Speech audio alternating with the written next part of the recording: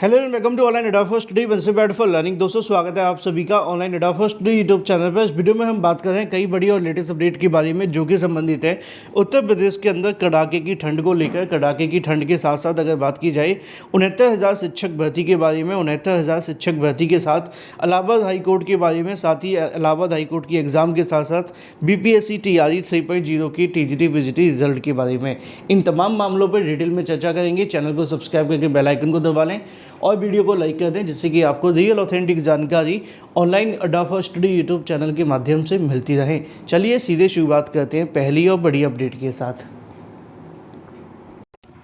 दोस्तों Allahabad high court group C और group D की वैकेंसी की एग्जाम डेट की अनाउंसमेंट हो गई है। अनाउंसमेंट होने के साथ ही अब आपके पास में समय बहुत कम है और इतने कम समय के अंदर आपके पास एक बेस्ट बुक होनी चाहिए जो कि आपकी प्रिपरेशन को बिल्कुल बूस्ट कर दे। इस वीडियो में हम बात करें इलाहाबाद हाईकोर्ट की ग्रुप सी और डी के लिए बेस्ट बुक के बारे में जो कि चक्षु प्रकाशन की है। ये बुक भर्ती परीक्षा 2025 के लिए तैयार की गई जिसमें हिंदी, सामान्य सचेता या इसके अलावा अंग्रेजी, गणित के साथ साथ 2450 से ज़्यादा बहुविकल्पी क्वेश्चन और 25 प्रैक्टिस सेट के साथ 3 सॉल्व पेपर देखने के लिए मिलते हैं, जैसा कि आप अपनी स्क्रीन पर देख सकते हैं। ये बुक आप सभी के सिलेबस और पैटर्न को ध्यान में रखकर ही तैयार की गई है। इस बुक में सभी मोस्ट एक्सपेक्टेड क्वेश्चंस के साथ साथ प्रीवियस ईयर क्वेश्चंस को भी कवर किया गया है। साथ ही साथ इन क्वेश्चंस की आप सभी को सटीक और सही उत्तरमाला व्याख्यात्मक हल के साथ दी जाती है। इस बुक को आप परचेस कर सकते हैं अमेजोन या फ्लिपकार्ट से या अपने नज़दीकी स्टोर से। सभी के लिंक मैंने आपको वीडियो की डिस्क्रिप्शन में दे दिए हैं। आज ही परचेस करें अपनी तैयारी को और मजबूत बनाने के लिए। और सबसे पहली जो अपडेट है वो है 69,000 शिक्षक भर्ती के मामले को लेकर। फिर बात करेंगे तमाम अपडेट के बारे में। 69,000 शिक्षक भर्ती के मामले के बारे में अगर बात की जाए तो एक बड़ा मोड़ आप सभी के सामने देखने के लिए मिल रहा है 69,000 शिक्षक भर्ती में, क्योंकि 69,000 की डबल बेंच के माध्यम से जो आदेश दिया गया था जिसमें ये कहा गया था कि 69,000 के अंदर जो भी आरक्षण से संबंधित घोटाला हुआ है उस पर सरकार के माध्यम से गो थ्रू किया जाए, नई चयन सूची बनाई जाए। नई चयन सूची के अंदर जितनी सीटों पर घोटाला हुआ है उतनी सीटों पर नए अभ्यर्थियों को चयनित करते हुए पुराने जो भी अभ्यर्थी हैं उनको सेशन बेनिफिट देते हुए बाहर करने का आदेश था। हालांकि सरकार ने सेशन बेनिफिट की बात को नहीं माना था। उनका कहना तो ये था, कहने में उनका ये कहना था, है ना। अब मन में उनके क्या है मुझे भी नहीं पता। कहना उनका ये था कि भाई हम किसी भी अभ्यर्थी का अहित नहीं होने देंगे। ये भी सच है कि जिसको नौकरी मिल चुकी है उसको निकाल देना आज की तारीख में बहुत ज़्यादा मुश्किल हो जाएगा, है ना। क्योंकि एक कहते हैं ना कि आज की तारीख में जो लोग हैं जिस हिसाब से इनकम आती है उस हिसाब से अपने आप को उसमें ढाल लेते हैं। अब जैसे कि इनकम आ रही है तो कोई होम लोन के थ्रू मकान ले लेता है, गाड़ियाँ ले लेते हैं ईएमआई पे, फ़ोन वगैरह और भी बहुत सारी चीज़ें। हम किसी पर्सनल चीज़ों पे नहीं जाते, मुद्दे पे आते हैं। मुद्दा ये है कि अगर ऐसे समय पे किसी को भी निकाला जाए नौकरी के माध्यम से तो निश्चित तौर पर उनके लिए बड़ा नुकसानदायक होगा, जिसमें उनकी गलती कम है। इसमें गलती उन अधिकारियों की है जिन्होंने चयन सूची बनाई थी 69,000 के अंदर, जो अपनी तरफ से कहीं ना कहीं कह सकते हैं उन्होंने इस भर्ती का सत्यानाश किया था। अब सत्यानाश की बात की जा रही है तो बात भर्ती के बारे में और कर लेते हैं। मुद्दे की बात यह है कि 69,000 शिक्षक भर्ती के अंदर जब चयन सूची के अंदर घोटाले की बात स्वीकार की गई तो सरकार ने 6,800 सीटों का घोटाला स्वीकार कर लिया था। लेकिन 6,800 को नौकरी मिलने वाली थी या मिलने वाली नहीं थी वो बात अलग है, लेकिन सरकार के माध्यम से एक छोटी मोटी चयन सूची जारी करके अभ्यर्थियों को शांत करने का प्रयास किया गया।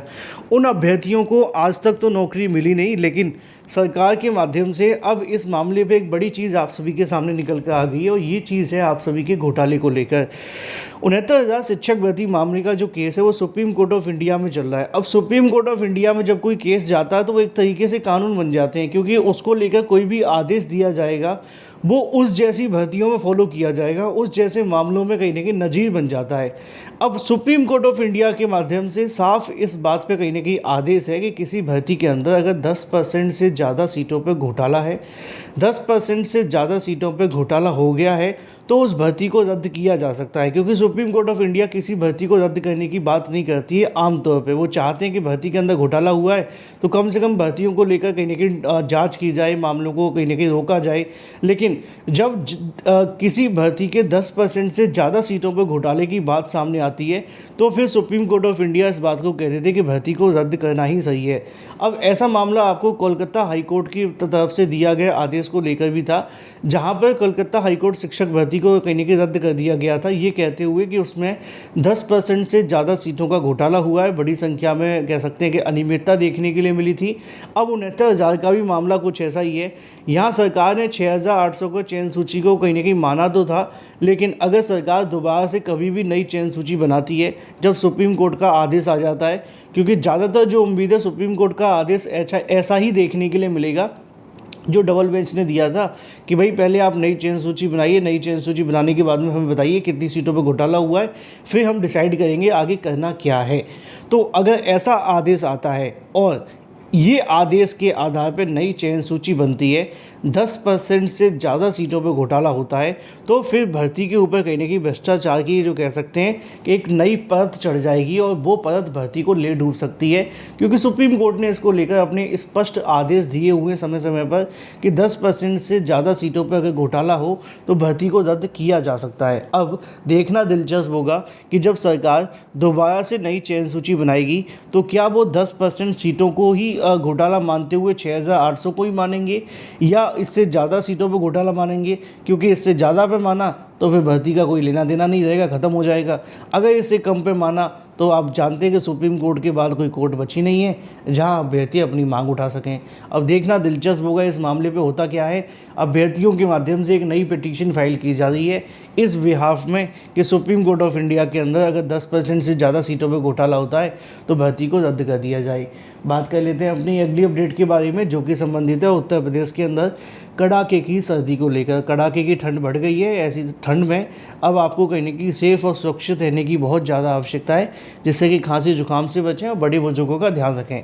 मुद्दे की बात यह है कि सभी स्कूलों को लेकर कहीं ना कहीं दिशा निर्देश यहाँ पर जारी करने की मांग की गई है, जिसमें लिखा हुआ है कि ठंड को देखते हुए स्कूल का समय बदलने की मांग की जा रही है। ठंड को देखते हुए उत्तर प्रदेश के BTC शिक्षक संघ के माध्यम से सभी स्कूलों का समय सुबह 10 बजे से लेकर 2 बजे तक करने की मांग की है, जिसमें अनिल यादव ने कहा है कि कई बच्चों के अभिभावकों ने अभी तक गर्म कपड़े नहीं लिए हैं, ऐसे में बच्चों को काफ़ी कठिनाइयों का सामना करना पड़ रहा है, तो कहीं ना कहीं जो समय बढ़ा दिया जाए। वैसे भी आते आते इस महीने के अंत में स्कूलों की छुट्टियां होना भी शुरू हो जाएंगी जैसे जैसे ठंड बढ़ेगी और ठंड का प्रकोप बढ़ेगा। चलिए बात कर लेते हैं अपनी अगली अपडेट के बारे में, जो कि संबंधित है BPSC TRE 3 को लेकर। BPSC TRE 3 के रिजल्ट को लेकर इंतजार करने वाले अभ्यर्थियों के लिए राहत की खबर ये है कि TGT और PGT का जो रिजल्ट है वो आने जा रहा है।